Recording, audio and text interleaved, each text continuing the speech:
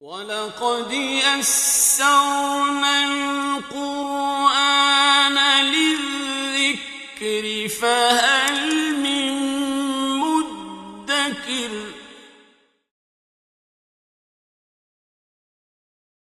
بسم اللہ الرحمن الرحیم واذکر فی الكتاب ابراہیم انہو کان صدیقا نبیا اذ قال لأبیہ یا ابت لم تعبد ما لا يسمع ولا يبصر ولا يغنی عنك شیئا یا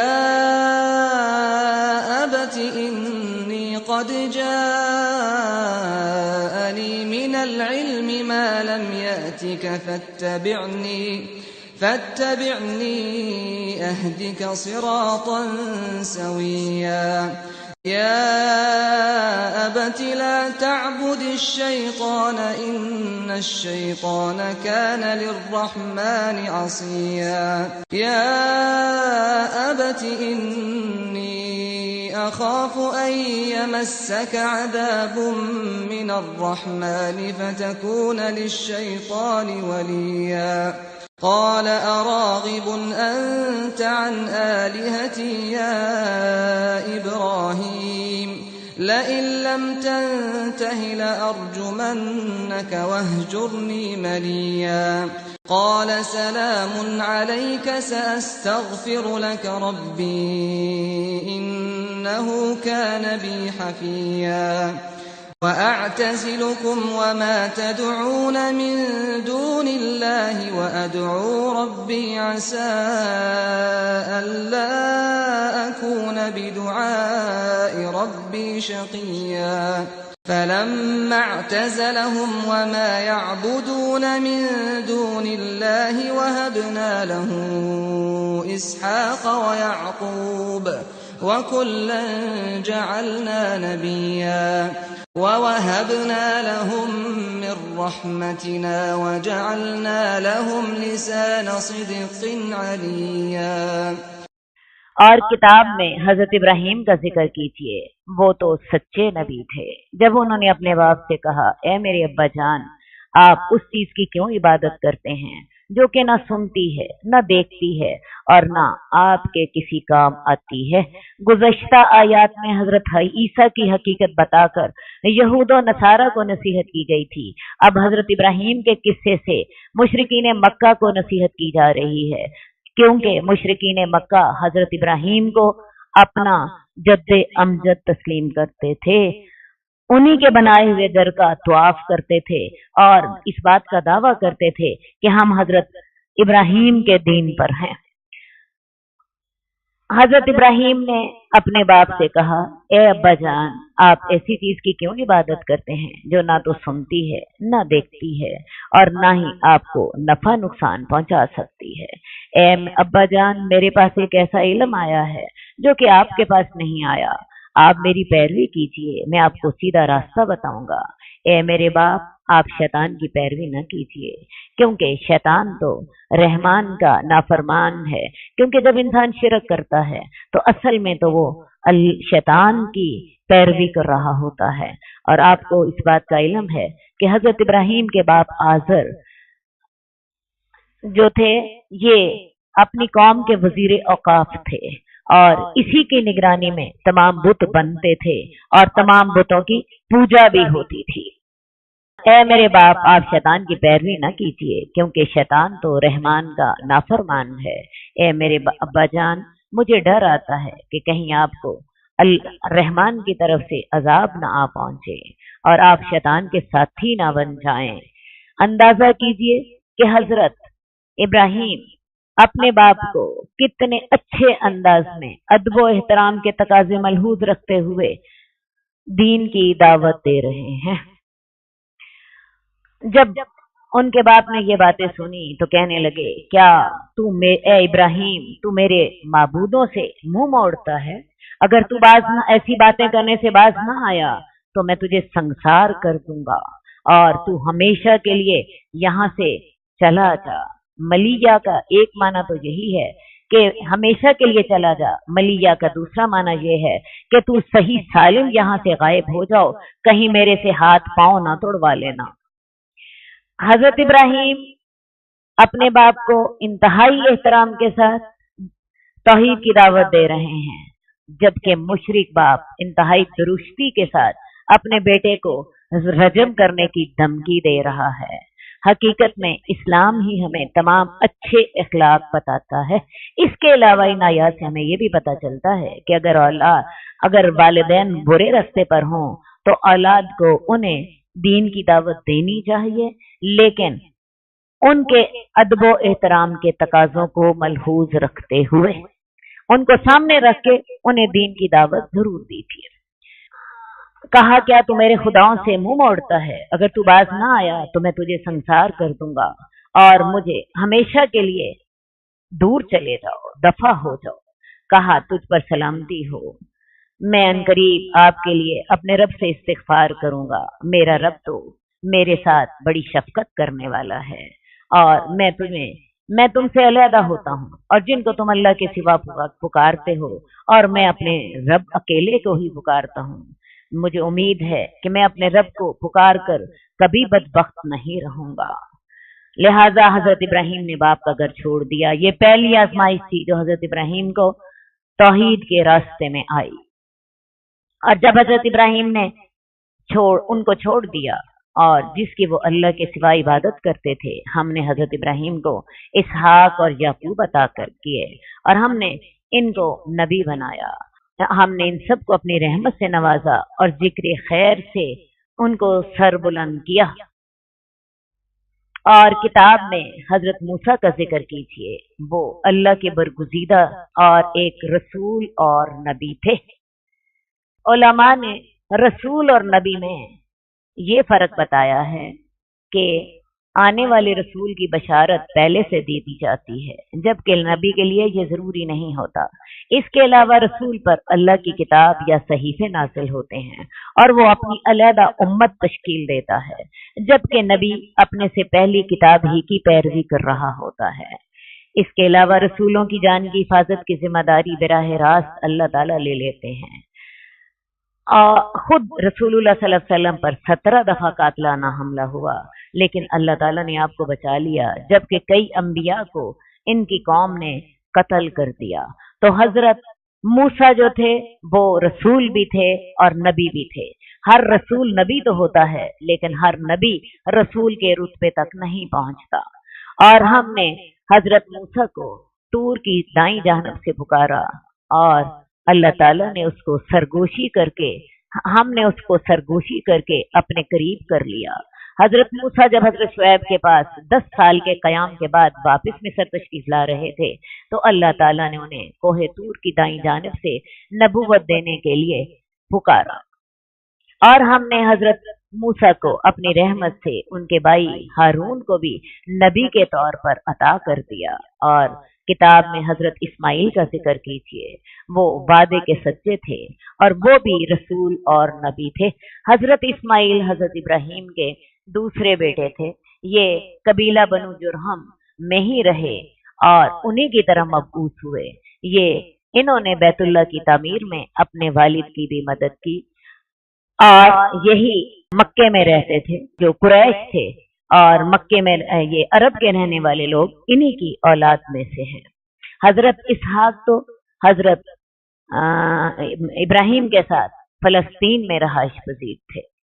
बेशक वो वादे के सच्चे थे और रसूल और नबी थे, और वो अपने घर वालों को नमाज और ज़कात का हुक्म दिया करते थे और यही अपने रब के नजदीक बड़े पसंदीदा थे। आपको पता है हजरत इस्माइल ही वो नबी हैं जब इनके वालिद ने इनसे कहा था कि मैंने ख्वाब में तुझे देखा है कि मैं तुझे ज़िबा कर रहा हूँ, तो इन्होंने कहा था, बजान आप अपने रब की अताअत कीजिए, आप मुझे सब्र करने वाला पाएंगे। तो इनका लक़ब इस्माइल ज़बीहुल नबी है। और किताब में हजरत इदरीस का जिक्र कीजिए, वो भी सच्चे नबी थे। हजरत इदरीस हजरत नूह के परदादा हैं। इनका मरकज़ तबलीग बाबल था। आपकी कौम ने आपकी दावत को ठुकरा दिया तो हिजरत करके मिस्र चले आए। वहां बहुत से लोग आप पर ईमान लाए। मेराज की रात पर रसूलुल्लाह सल्लल्लाहु अलैहि वसल्लम ने चौथे आसमान पर हजरत इदरीस से मुलाकात फरमाई। और किताब में इदरीस का जिक्र कीजिए, बेशक वो सच्चे नबी थे और हमने उनको एक बुलंद मुकाम पर उठा लिया था। ये वो लोग हैं जिन पर अल्लाह ताला ने इनाम किया था नबियों में से, हजरत आदम की औलाद में से, और जिनको हमने हजरत नूह के साथ कश्ती में सवार किया था। और ये हजरत इब्राहीम और हजरत इसराइल यानी हजरत याकूब की औलाद में से थे, जिनको हमने हदायत दी थी, जिनको हमने चुन लिया था, जिन पर हम जब अल्लाह की आयत पढ़कर सुनाई जाती तो वो रोते हुए सजदे में गिर जाते थे। अब ये फिर सजदे की आयत आ गई है। यहाँ से जब भी उठेंगे सबसे पहला काम सजदे का कीजिएगा।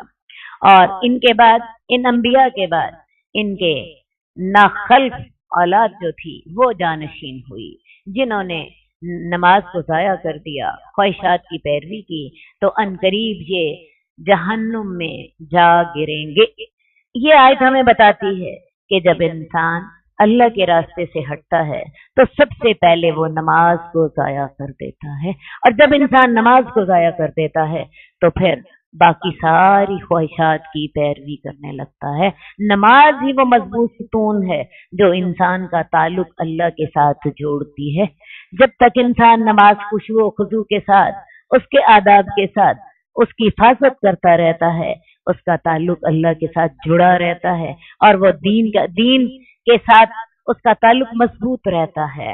लेकिन जब नमाज जाया कर दी जाती है, उसके औकात का ध्यान नहीं रखा जाता, उसके आदाब का ध्यान नहीं रखा जाता, तो फिर होता क्या है, इंसान अपने ख्वाहिशात के हवाले हो जाता है, शैतान उसका दोस्त बन जाता है और फिर उसका अंजाम खराब हो जाता है।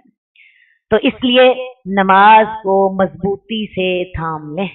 नमाज की जितनी भी हिफाजत कर सकते हैं उतनी ही नमाज की हिफाजत कीजिए। मगर जो तौबा कर ले और ईमान ले आए और नेक अमल करे तो ऐसे लोग जन्नत में दाखिल होंगे और वो उनकी जरा बराबर भी हद तलफी ना होगी। वो हमेशगी की जन्नत है। अल्लाह ताला ने इन बागात का वादा अपने बंदों से किया है जो उस पर बिन देखे ईमान लाते हैं। बेशक अल्लाह का वादा पूरा होकर रहेगा। वो उस जन्नत में कोई लगव बात न सुनेंगे, हाँ सलामती की सारी बातें होंगी और उन्हें जन्नत में अपना रिज्क सुबह और शाम मिलता रहेगा। ये वो जन्नत है जिसका वारिस हम अपने बंदों में से उसे बनाते हैं जो तकवा रखता है। और हम फरिश्ते आपके रब के हुक्म के बगैर नाजिल नहीं होते। जो कुछ हमारे सामने है और जो हमारे पीछे है और जो उसके दरमियान है वो सब कुछ उसी का है और आपका रब भूलने वाला नहीं है। हजरत इब्ने अब्बास कहते हैं रसूलुल्लाह सल्लल्लाहु अलैहि वसल्लम ने हजरत जिब्रील से फरमाया, तुम हमारे पास जैसे आया करते हो इससे ज्यादा दफा क्यों नहीं आते। इस पर फरिश्तों ने ये उज़र पेश किया कि हम सिर्फ अल्लाह के हुक्म के साथ आते हैं, अल्लाह की इजाजत के बगैर हम नहीं आ सकते। वो जमीन व आसमान का रब है और जो उन दोनों के दरमियान है, आप उसकी इबादत कीजिए और उसकी इबादत पे डट जाइए। क्या आप अल्लाह का कोई हम नाम जानते हैं? वाकई अल्लाह अपने नाम में भी वहदहु ला शरीक है। अल्लाह अल्लाह का जाती नाम है। अल्लाह चूंकि अकेला है इसलिए ये नाम भी किसी और का नहीं है। बाकी जो अस्माउल हुस्ना है वो अल्लाह के सिफाती नाम हैं, वो अल्लाह की सिफात के साथ ताल्लुक रखते हैं। और इंसान कहता है कि जब मैं मर जाऊंगा क्या मुझे दोबारा जिंदा करके निकाला जाएगा। क़यामत पर ईमान लाना अक्सर लोगों के लिए बड़ा मुश्किल होता है। कुफारे मक्का भी इस पर ईमान ना लाते थे और जैसे मैं आपसे कहती हूँ हमारा भी क़यामत पर ईमान सिर्फ अल्फाज तक ही है। अल्लाह ताला हमें क़यामत पर वाकई वैसा ईमान लाने की तौफीक दे जैसा कि उसका हक है। क्या इंसान को ये याद नहीं आता कि हमने उसको इससे कबल पैदा किया था और वो कुछ भी नहीं था। तो जो अल्लाह ताला इंसान को एक पानी की बूंद से पैदा कर लेता है तो वो अल्लाह इंसान को दोबारा क्यों पैदा ना करेगा। तो रे रब की कसम हम इनको इकट्ठा करेंगे, यानी इन क़यामत के मुनकरीन को अपने सामने इकट्ठा करेंगे और शयातीन को भी, और हम इन्हें जहन्नुम के गिर्द घुटनों के बल हाजिर करेंगे। फिर हम हर गिरोह में से ऐसे लोगों को खींच कर बाहर निकाल देंगे जो रहमान के ज्यादा सरकश थे। फिर हम उन लोगों को भी ज्यादा जानते हैं जो जहन्नुम में दाखिल होने के ज्यादा हकदार हैं, और तुम में से हर कोई दोज़ख में दाखिल होगा। ये तेरे रब का हतमी फैसला है। और फिर हम उसमें से उन लोगों को निजात दे देंगे जो कि मुत्तकी थे, और हम जालिमों को उसमें घुटनों के बल गिरा देंगे।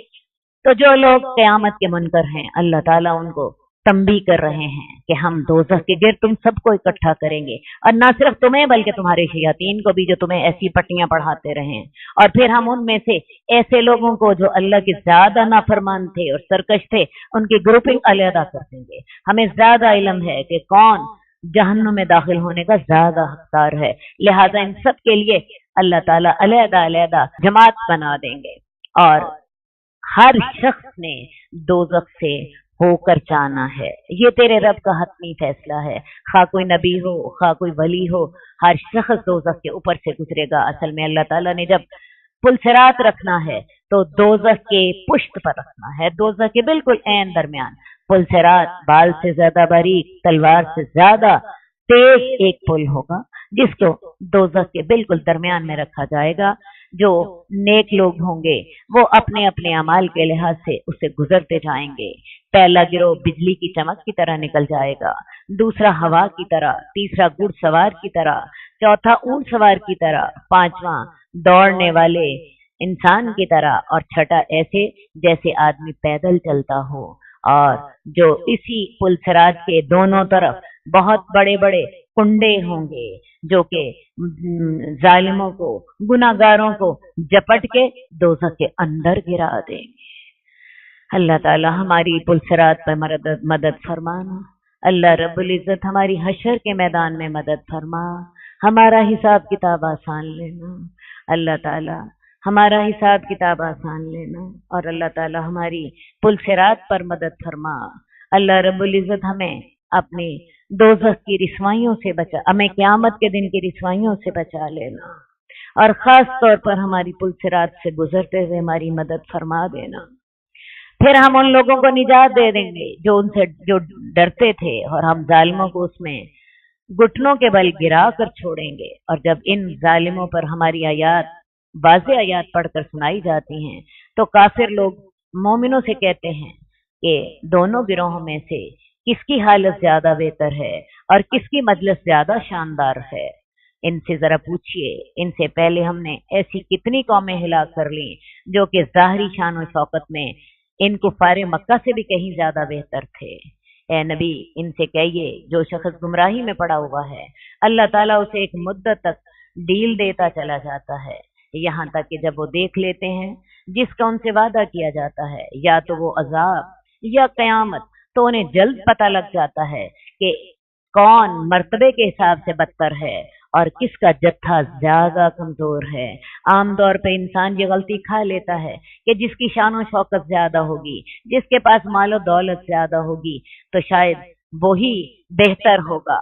अगर बर्तरी का यही मायार ठहरता है तो ज्यादा शान शौकत वाले, ज्यादा फिरौन जैसी मालो दौलत वाले, लंबी उम्रों वाले और कौम आद जैसी कुव्वत वाले तमाम लोगों को अल्लाह ताला ने हिलाक कर दिया।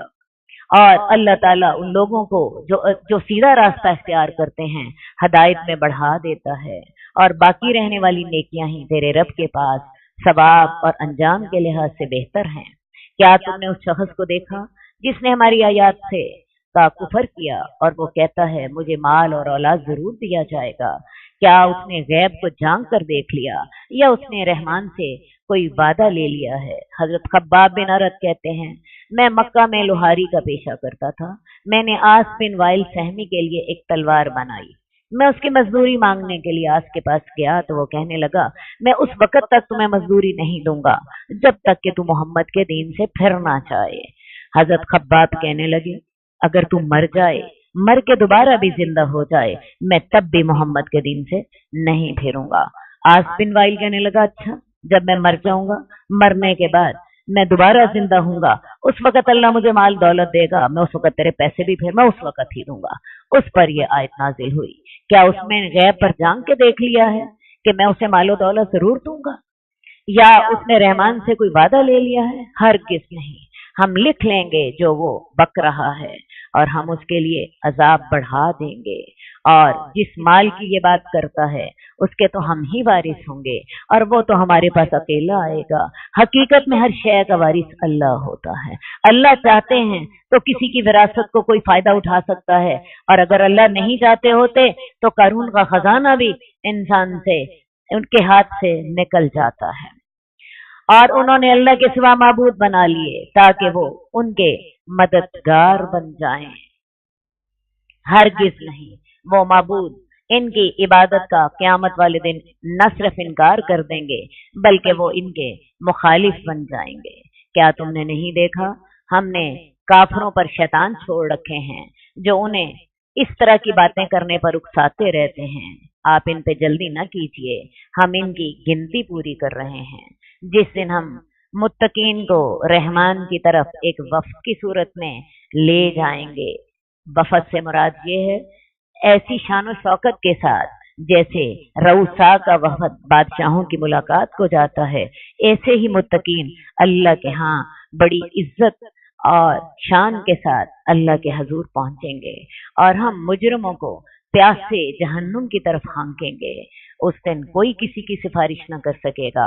हाँ, वो शख्स सिफारिश कर सकेगा जिसको अल्लाह ताला ने इजाजत दी हो और उसने अल्लाह से वादा लिया हो। और ये लोग कहते हैं रहमान की औलाद है। तुम लोग तो बहुत बड़ी बात गढ़ लाए हो।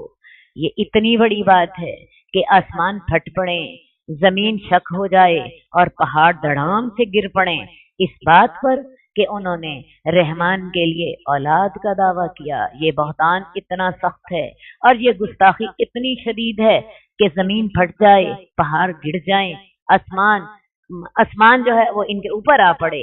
ये अल्लाह ताला की का हिल्म है, अल्लाह ताला की गफूर रहीमी है कि वो उन्हें इतनी गुस्ताखी के बावजूद मोहलत दिए चले जा रहा है। और रहमान के लिए लायक नहीं कि वो औलाद बनाए। तमाम जमीन व आसमान की चीजें रहमान के पास गुलाम बनकर आएंगी। अल्लाह ताला ने उनका रिकॉर्ड रखा है और इनकी गिनती पूरी कर ली है, तो अल्लाह को क्या जरूरत पड़ी है कि वो किसी को अपनी औलाद बनाए, जबकि जमीन व आसमान कायनात की हर शय उसकी फर्माबरदार है। और इनमें से हर एक चीज रहमान के पास क़यामत वाले, और इनमें से हर कोई क़यामत वाले दिन रहमान के पास तनतन्हा आएगा। उसके साथ उसकी मालो दौलत, उसका मनसब, उसकी जमीयत साथ न होगी। यकीनन वो लोग जो ईमान लाए और उन्होंने नेक अमल किए, रहमान उनके लिए लोगों के दिलों में मोहब्बत पैदा कर देगा। हजरत अबू हुरैरा कहते हैं कि आपने फरमाया, अल्लाह ताला जब किसी बंदे से मोहब्बत करते हैं तो जिब्रील को पुकार कर कहते हैं, मैं फलां बंदे से मोहब्बत रखता हूँ, तुम भी इससे मोहब्बत रखो। फिर जिब्रील आसमान से पुकारते हैं, फिर एले जमीन में उसकी मोहब्बत नाजिल कर दी जाती है। अल्लाह ताला की इस कौल का मतलब यही है कि जब अल्लाह ताला किसी बंदे से नाराज होते हैं तो जिब्रील से कहते हैं, मैं फला बंदे से नाराज हूँ, तुम भी इससे नाराज हो जाओ। और जिससे आसमान वाले नाराज हो जाते हैं उसके लिए लोगों के दिलों में नफरत जमीन वालों के दिलों में भी नाजिल कर दी जाती है। तो जो लोग ईमान लाए और उन्होंने नेक अमल किए, रहमान उनके लिए लोगों के दिलों में मोहब्बत पैदा कर देता है। तो हमने इस कुरान को आपकी जबान में आसान बनाया है ताकि आप इसके साथ मुत्तकीन को खुशखबरी दें और कज बहसी करने वाली और झगड़ालू कौम को डराएं। और हमने आपसे कबल कितनी ही कौमें हिलाक की थी, क्या आप उनमें से किसी एक को महसूस भी करते हैं या किसी एक की आहट भी आपको सुनाई देती है? बिल्कुल नहीं, तमाम बर्बाद हो गए और शहर खामोशा के बासी बन गए। अल्लाह ताला हमें कुरान से हदायत लेने की तौफीक अता फरमा। अल्लाह कुरान को हमारे दिलों का नूर, हमारी आंखों का सरूर और हमारे गमों को दूर ले जाने वाला बना दे। अल्लाहुम्मा जलिल कुरान रबिया कुलूबिना व नूर सुदूरिना व ज़िहाबा अहज़ानिना व जिला हम्मिना व गम्मिना। अल्लाह कुरान को हमारी तमाम मुसीबतों को दूर करने वाला बना दे। अल्लाह इसके लिए हमारे सीने खोल दे। اللہ اس کی ہدایت کو ہمارے دلوں میں اتار دے، اللہ ہمیں اس کے ساتھ عمل کی توفیق عطا فرما۔ اللہ رب العزت تو خود کہتا ہے میرا بندہ جب میرے آگے ہاتھ پھیلاتا ہے تو اسے خالی لوٹاتے ہوئے مجھے شرم آتی ہے۔ اللہ تعالی ہمیں ہدایت کی توفیق عطا فرما۔ قد خصك الرحمن بالفضل والتيجان والروح